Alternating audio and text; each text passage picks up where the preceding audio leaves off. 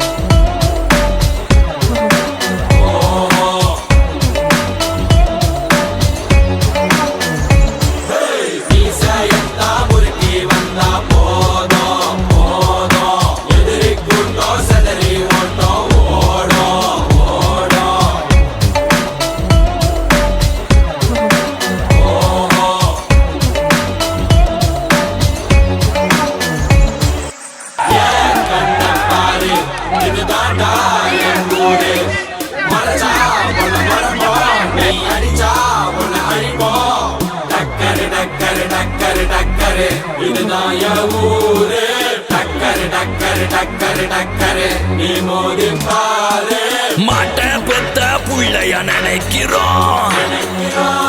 இத கொடுமை செய்ய எப்படி மனசு வரும்